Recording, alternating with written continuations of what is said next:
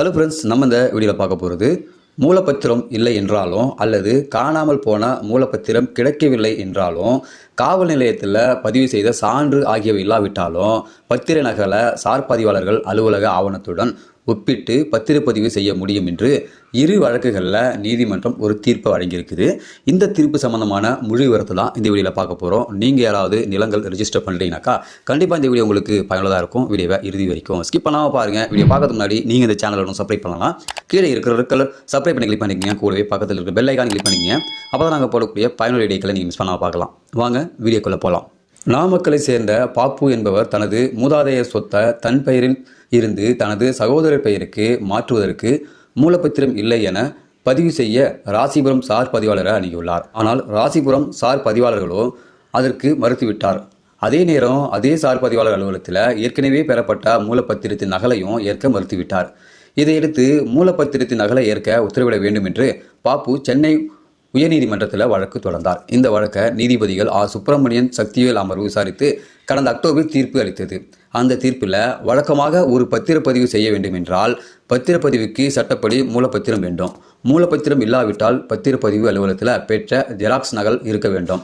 அதுவும் இல்லாவிட்டால் போலீசில் பத்திரம் காணவில்லை என்ற புகார் கொடுத்து அதற்கு போலீசார் அளித்த சான்று இருக்க வேண்டும் என்றுதான் சட்டத்தில் கூறப்பட்டுள்ளது. மூலப்பத்திரம் அல்லது மூலப்பத்திரம் கிடைக்கவில்லை என்ற போலீஸ் சான்று ஆகிய இரண்டு இல்லாவிட்டாலும் பத்திரத்தின் நகல்களை அலுவலக ஆவணத்துடன் ஒப்பிட்டு பார்த்து பதிவு செய்ய வேண்டும். அனைத்து ஆவணங்களும் பத்திரப்பதிவு அலுவலகத்தில் ஏற்கனவே இருக்கும் என்பதால் அதனை ஒப்பிட்டு பார்த்து மனுதாரரின் சொத்து மாற்ற பத்திரத்தை ராசிபுரம் சார் பதிவாளர்கள் பதிவு செய்ய வேண்டும் என உத்தரவிடுகிறோம் என்று நீதிபதிகள் தீர்ப்பில் கூறியுள்ளனர். இதேபோல் திருநெல்வேலி மாவட்டத்தை சேர்ந்த ஒருவரின் வழக்கிலும் இதே தீர்ப்பை மதுரை உயர்நீதிமன்றம் சில நாட்களுக்கு முன் பிறப்பித்துள்ளது. அதாவது திருநெல்வேலி மாவட்டத்தில் BK புரத்தை சேர்ந்த அலெக்சாண்டர் என்பவருக்கு சொந்தமான அம்பை தாலுகா சிவஞானபுரம் வடக்கு தெருவில் 2 சர்வே எண்களில் 2 நத்தம் நிலங்கள் இருக்கிறது. இந்த சொத்துக்கள் அவரது தந்தை கடந்த 29/6/1998 தானமாக கொடுத்தது. இந்த சொத்தை அவரது மனைவி பெயருக்கு மாற்றம் செய்வதற்கு VK புரம் சார் பதிவாளரை அணுகியுள்ளார். அப்போது மூலப்பத்திரம் அசல் தாக்கல் செய்யவில்லை என்பதால் பத்திரப்பதிவிற்கு மறுத்ததுடன் காவல்துறையில் மூலப்பத்திரம் தொலைந்ததற்கான சான்று வாங்கி வந்தால்தான் பத்திரப்பதிவு செய்ய முடியும் என்று சார் பதிவாளர் திருப்பி அனுப்பியுள்ளார். இதனால் மூலப்பத்திரத்தின் நகல்களை வைத்து சார் பதிவாளர் பத்திரப்பதிவு செய்திட உரிய உத்தரவிட வேண்டி மதுரை உயர்நீதிமன்றத்தில் அலெக்சாண்டர் மனு தாக்கல் செய்தார். இந்த வழக்கை விசாரித்த நீதிபதி GK இளந்திரையன் பிறப்பித்த உத்தரவில் ஒருவர் பத்திரப்பதிவு செய்ய வேண்டும் என்றால் பத்திரப்பதிவுக்கு சட்டப்படி மூலப்பத்திரம் இருக்க வேண்டியது அவசியம்.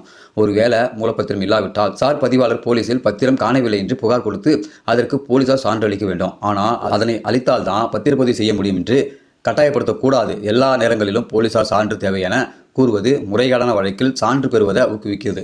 போலீசார் சான்று பெறுவதில் ஏற்படும் செலவு மற்றும் சிக்கல்களால் வெளி மாநிலங்களில் இருந்து சான்றுகள் வருவது அதிகரித்துள்ளதாக ஒரு வழக்கில் சென்னை உயர்நீதிமன்றம் குறிப்பிட்டுள்ளது.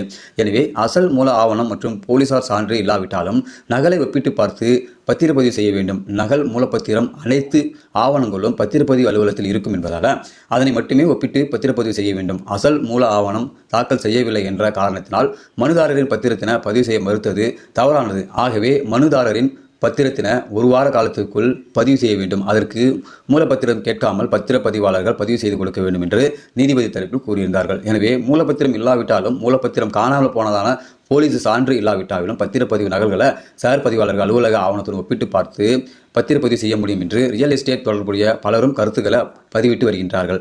ஆனால் இது பற்றி முழு தகவல்களை அறிய வழக்கறிஞர்கள் அல்லது சார் பதிவாளர்கள் அலுவலகத்தை அணுகி பாருங்கள். அது நடைமுறை சாத்தியத்திற்கும் உகந்ததாக இருக்கும். இந்த பத்திரப்பதிவு அலுவலகங்களில் நடக்கக்கூடிய பிரச்சனைக்கு ஒரு தீர்வாக இந்த தீர்ப்பு அமையும் நினைக்கிறேன். பொதுவாக பார்த்தீங்கன்னாக்கா நம்ம ஒரு பத்திரத்தை பதிவு பண்ண போனாக்கா கண்டிப்பாக மூலப்பத்திரம் தேவைப்படும். இந்த மூலப்பத்திரம் இல்லாமல் பத்திரப்பதிவு செய்ய மாட்டாங்க. ஒருவேளை மூலப்பத்திரம் தொலைந்து போனால் போலீஸில் கம்ப்ளைண்ட் பண்ணி அங்கே கொடுக்கக்கூடிய தொலைந்ததுக்கான ஒரு ஆவணம் சான்று கொடுப்பாங்க. அந்த சான்றை பயன்படுத்தி தான் நீங்கள் பத்திரப்பதிவு செய்ய முடியும். இனி வரும் காலங்களில் இது போன்ற சான்றுகள் தேவையில்லை. ஏற்கனவே இந்த சான்றுகள் எல்லாமே அவங்கள்ட்ட இருக்கும். அதாவது சார் பதிவாளர் அலுவலகத்தில் பதிஞ்சிருப்பாங்க. அந்த சான்றை நீங்கள் அவங்க கொண்டு வரக்கூடிய ஆவணத்தோடு ஒப்பிட்டு பார்த்து அதன் மூலமாக நீங்கள் பத்திரப்பதிவு செய்யணும் அப்படின்ற ஒரு அதிரடியான உத்தரவு பிறப்பிச்சிருக்காங்க உயர்நீதிமன்றம். இந்த உத்தரவானது தமிழக மக்களுக்கு ஒரு மகிழ்ச்சியான உத்தரவாக இருக்கும்னு நினைக்கிறேன். நீங்கள் யாராவது பத்திரப்பதிவு செய்ய போகிறீங்க, உங்கள்கிட்ட தாய்ப்பத்திரமோ இல்லை மூலப்பத்திரமோ இல்லாமல் போனாக்கா கண்டிப்பாக இந்த வாய்ப்பை நீங்கள் பயன்படுத்தி நீங்கள் ஈஸியாக பத்திரப்பதிவு செய்து கொள்ளலாம். இந்த வீடியோ உங்களுக்கு பயனுள்ளதாக இருக்கும்னு நினைக்கிறேன். பயனுள்ள இருந்தால் லைக் பண்ணுங்கள். இந்த வீடியோ சம்பந்தமான உங்களுடைய கருத்துக்களை இந்த வீடியோ கீழே கமெண்ட்ல தெரியப்படுத்துங்க. மீண்டும் இன்னொரு வீடியோ சந்திக்கலாம். அதுவரை மனிதர்களை மதிப்போம், மனித உயிரை காப்போம். நன்றி.